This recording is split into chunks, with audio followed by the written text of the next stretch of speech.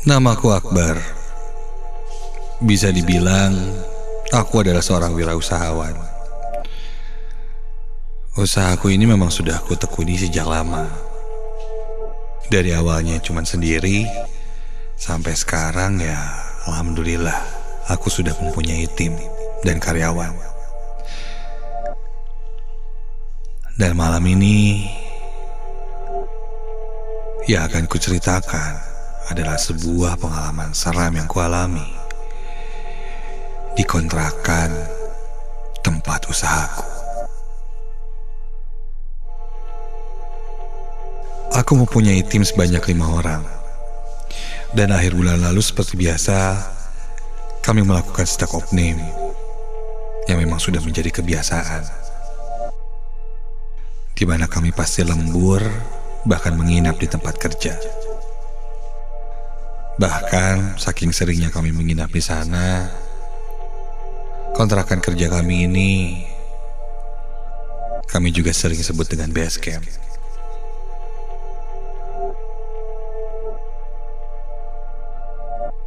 Singkat cerita, kami pun mulai melakukan pendataan produk. Saat itu, satu orang timku bernama Ari memutuskan untuk pulang dulu ke rumah. Ada keperluan katanya. Dan nanti selepas Isya, dia akan kembali lagi ke base camp. Aku pun mengizinkannya. Dan sekalian meminta dia untuk membeli nasi goreng untuk makan malam nanti.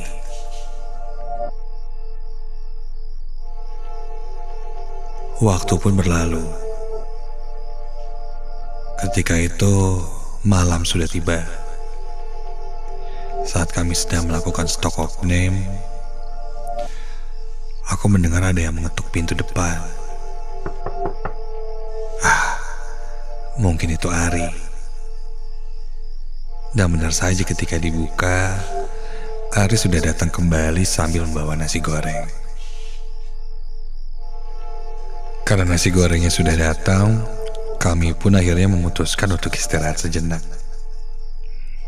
sambil makan, sebelum nanti melanjutkan stock of name kami.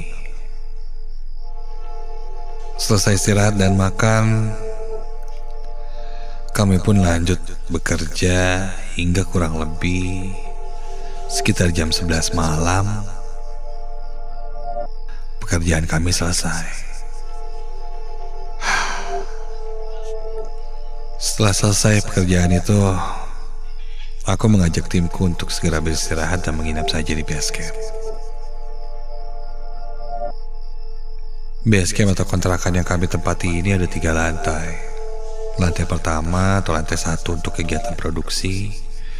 Ada lantai 2 kamar untuk beristirahat, dan di lantai 3 ada gudang, sekaligus tempat biasa kami istirahat bekerja jika di siang hari. Setelah menyelesaikan semuanya, kami pun beranjak naik ke lantai 2 untuk segera istirahat. Karena memang kondisi sudah sangat lelah.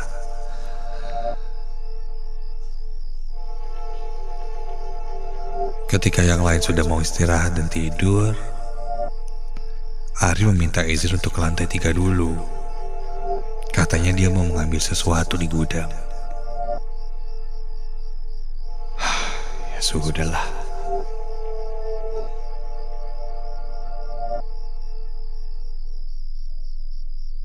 Karena sudah cukup lelah, aku pun merebahkan badanku di atas tempat tidur.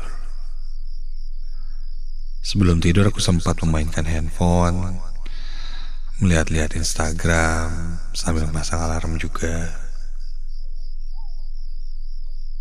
Dan ketika aku cek handphone, ada pesan WhatsApp yang ternyata belum kubaca beberapa. Aku pun mengecek satu persatu chat yang belum terbaca itu. Sampai loh,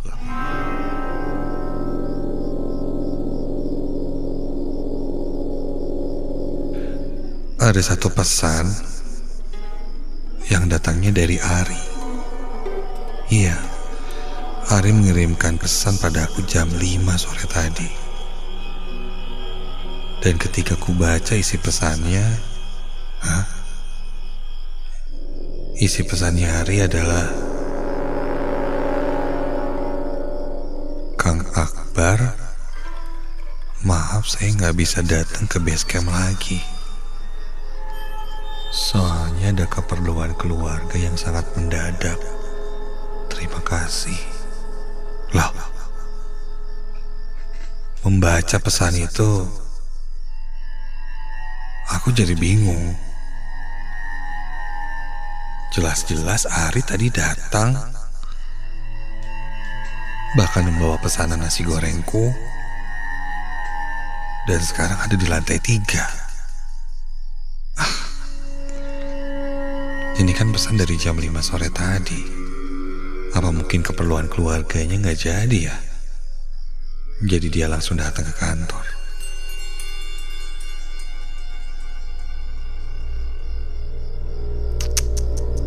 Sudahlah. Aku masih coba berpikir positif. Untuk memastikan, aku pun bertanya pada temanku yang masih belum tidur saat itu. Kata temanku, balas aja. Coba tanyain sekarang lagi ada di mana. Aku pun menanyakan pada Ari, sekarang lagi ada di mana. Namun belum ada balasan. Teman-teman yang lain menganggap mungkin Ari sedang iseng. Itu akal-akalan dia saja, tidak mau balik lagi. Dan teman-teman yang lain pun malah memberi ide padaku untuk iseng balik padanya. Salah satu tim ku memberikan ide untuk menakut-nakuti Ari yang sedang ada di lantai 3 sendirian. Iya sih, tadi dia bilang mau ngambil barang ke lantai 3, tapi belum balik lagi. Penasaran, tanpa berlama-lama akhirnya kami berempat pun naik ke lantai 3. Gilang, salah satu timku itu, dengan niatnya memakai kain putih untuk menakut-nakuti Ari. Dia mau jadi pocong-pocongan katanya. Kami pun mengendap-endap menaiki anak tangga. Dan ketika sampai di lantai atas, di lantai 3 itu kami tidak melihat siapa-siapa. Sepi, kosong. Sampai ketika kita cek ke sekitar. Aduh. Refleks kami berempat kaget ketika melihat ada seseorang yang sedang duduk di kursi membelakangi kami. Namun anehnya, orang yang sedang duduk itu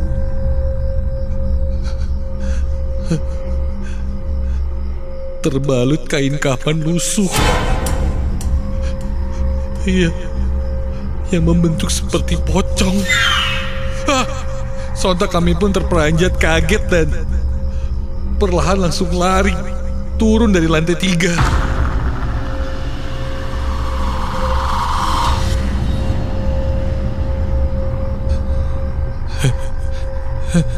Di saat bersamaan handphoneku berbunyi. Dan ketika ku lihat ternyata itu balasan pesan dari Ari. Ketika ku buka pesannya, Ari mengirimkan foto bahwa dia sedang berada di rumah.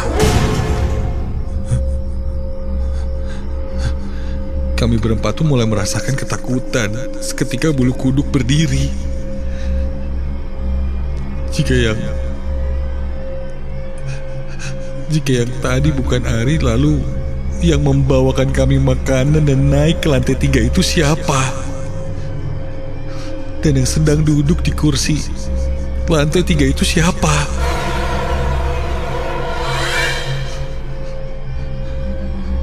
Kami yang sudah turun ke lantai 2 ingin memastikan sekali lagi apa yang kami lihat. Mengumpulkan segala keberanian, kami pun naik lagi ke lantai 3.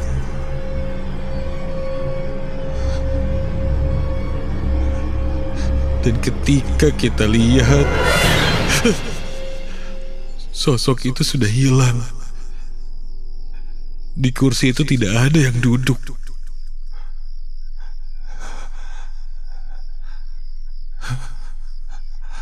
Karena kondisi cukup gelap saat itu, aku coba nyalakan lampu flashlight dari handphone. Dan ketika ku sorot, astaga!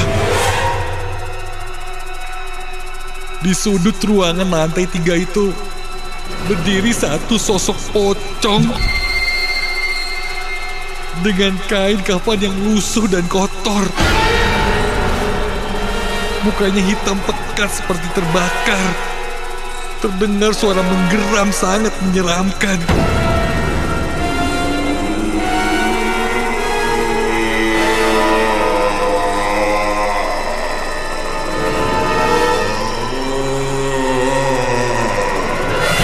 Panik, kami langsung turun ke lantai 2. Langsung masuk ke kamar dan mengunci pintu.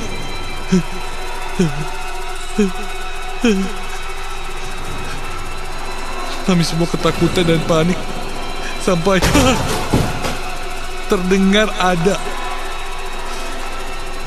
seseorang yang menggebrak pintu kamar kami, seakan memaksa untuk masuk.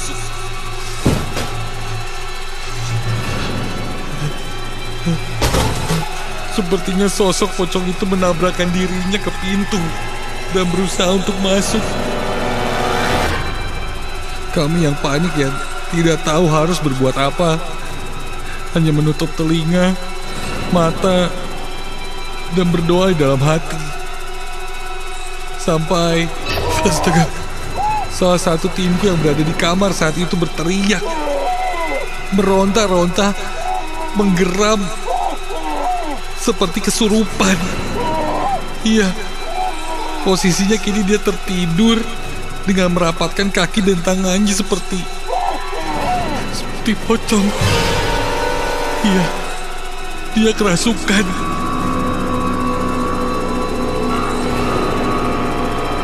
Aku pun yang panik mencoba menyadarkannya, tapi nihil. Aku benar-benar tidak tahu apa yang harus kulakukan. Temanku yang kerasukan pocong itu berteriak-teriak. Dan terdengar olehku, dia ingin dikeluarkan. Berkali-kali ku dengar dia ingin dikeluarkan.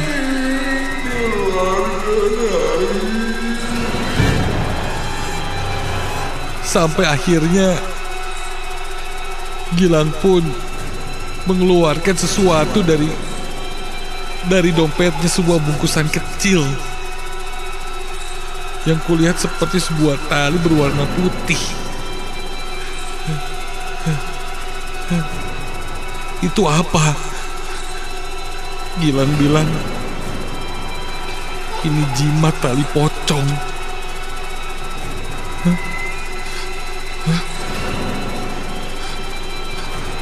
Gilang langsung menelepon orang tuanya dan menceritakan kejadian yang dialami.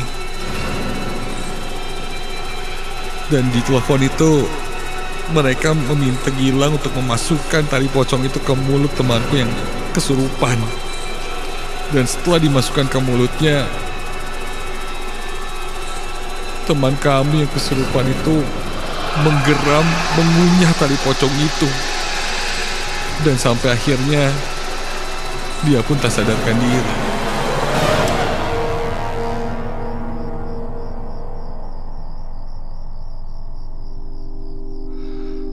Setelah tersadar beberapa saat kemudian,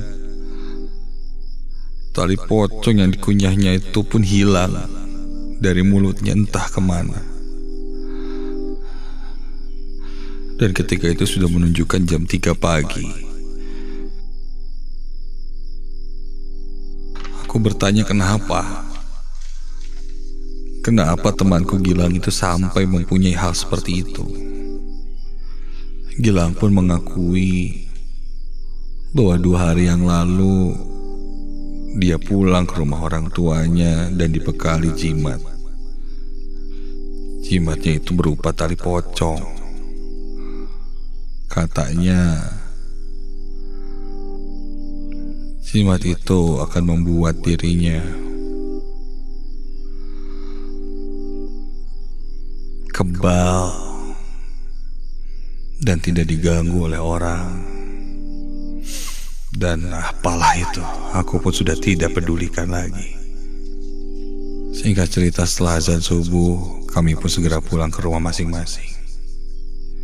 Dan keesokan harinya kami semua jatuh sakit. Aku pun meliburkan dulu sementara kegiatan produksi di kontrakan itu, dan meminta Gilang untuk menyelesaikan semuanya.